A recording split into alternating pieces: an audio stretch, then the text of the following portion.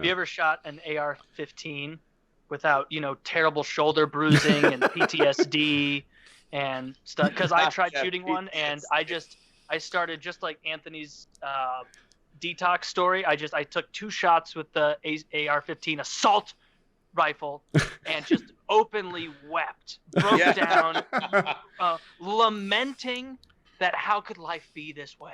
Yes. Like, for people that don't know, there was a reporter. Was it Washington Post? Where was he from? New York. Thank New York God. something or other. Daily. He fired an AR-15.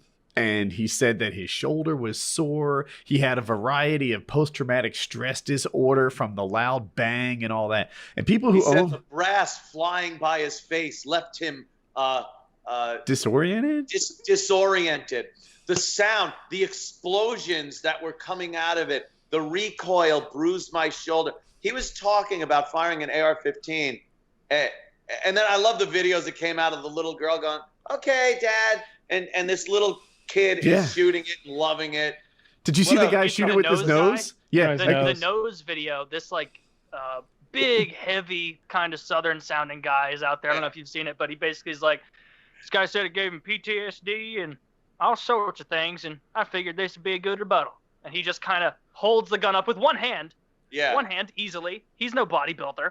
Then he just puts the fucking butt right here and fires like 3 rounds, and you can just barely see it imprinting his nose, and he's like, "I'm fine." No blood. Like, how much of a pussy do you have to be for that to scare you to that extent, or how much of a soulless shill do you have to be to pretend that? That's the thing. He's not a pussy, because nobody is that much a pussy. He's a liar. That's what he was. Yeah. There's just an AR-15. You have to shoot it. If you guys haven't shot, everyone here has, but for people listening, if you haven't shot an AR-15, then oh my gosh, it is the recoil is like a 2-finger tap. You know, it's a 22 caliber rifle that weighs like 12 fucking pounds without optics. Like this thing doesn't kick at all. I mean, you can put it on your nose. If you show the Mini 14 that guy like Anders Breivik or whatever used, like show people a Mini 14 and ask if they think that's an assault rifle, and they'll all say no.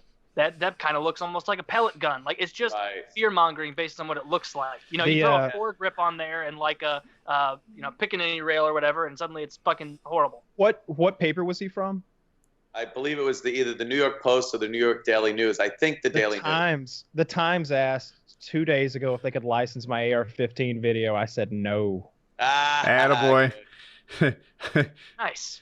Absolutely not. I know what they're going to do with it, and I know which video they want to. I've got a video called My New AR-15, and I've got an AR-15 with a $400 Geisley trigger on it, so I can shoot the thing almost fully automatic, like this.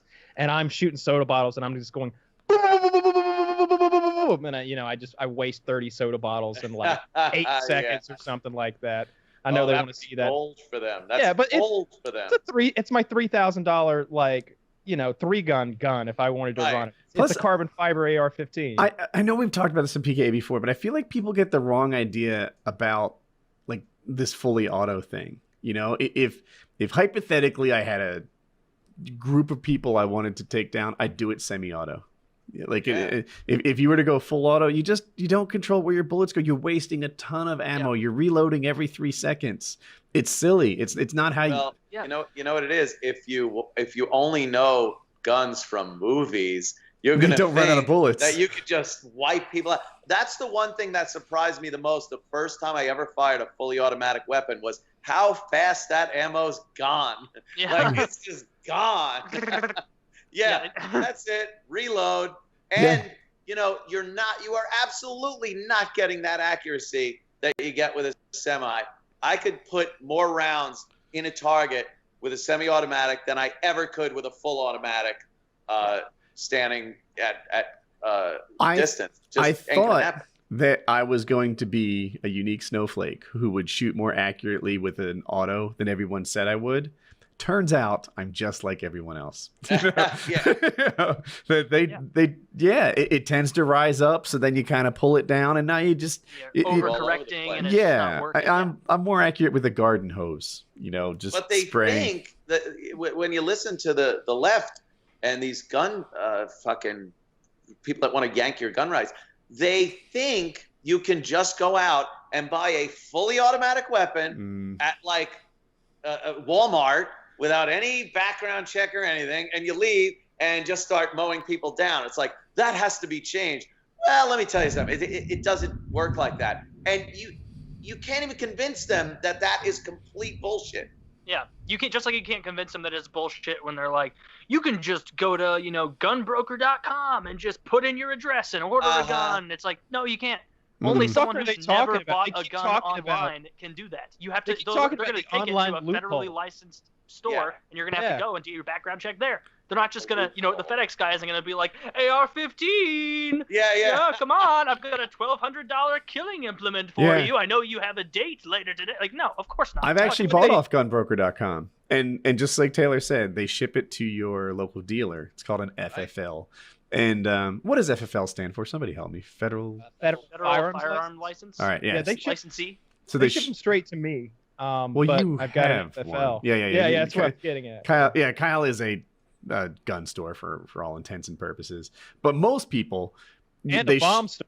And a bomb store now too. But most people, they ship it to your local gun store, and then he sells it to you with all the same regulatory background checks from an online purchase that you would have in person. So. Yeah, Kyle's a unique snowflake in terms of licensing. Yeah, they're a bomb store. Yeah, I'm that too. Yeah, I can manufacture. Kyle's Bomb Emporium. Oh, that'll be the name of it. Thanks. I lost my train of thought. Yeah, but the loophole that does exist is that you can buy a gun from like a regular person who's not a gun store. And that doesn't have the same background check. And they often call that the gun show loophole, but that's not really true. Most of the people at the gun show are gun stores, and they just do all the same background stuff. Yeah. What it is it's the father-son loophole, because I can buy one for my dad, and he can sell one to me, and I can sell one to Woody, et cetera, et cetera. It's how it should be. And that whole terror watch list thing, at first you're like, yeah, I don't want a guy that we don't even allow to fly on a plane to have a gun. But it's like, well, what other rights are we going to snatch away from him just because he's on an arbitrary list controlled by like one pencil-pushing bureaucrat in D.C.? Like, who's the guy who puts your name on the list? Because if all it takes to take away one of your main core rights is to put your name on a list, then that doesn't sound too fucking free to me. That sound good. Maybe we'll take your freedom of speech next. You try to tell them that's and they're like, well, we have to be safe. And it's like, oh, you want to be safe? Then just do away with the fourth also. If you suspect someone and they're on a list, why can't you just walk in their house and start poking around without a warrant? Let's do away with that one too. And they never understand it. The Second Amendment stands apart from all the other ones. Yeah, we could shit on that one, but, hey, they're the first ones to erroneously talk about freedom of speech. They have no idea even what that is. But the second, man, do they just want to get rid of that one? It's amazing to me. Very frustrating. Yeah, I don't know why they I don't know. I never see debates on the First Amendment, right? Like, I would love to see them say, you know what? The founding fathers did not see the internet coming, right? Yeah. People back in the day, there were hardly printing presses, and the freedom of speech didn't mean what it meant now. Look at this man. He's got 500,000 Twitter followers. Yeah. We got to license him or do something. When they came up with freedom of speech, people were just shouting on street corners. Now there's the internet, there's Tumblr, there's Facebook. People can reach millions, right? PewDiePie's freedom of speech has a reach that they never saw coming. So we totally need to lock down freedom of speech. The founders never intended the internet.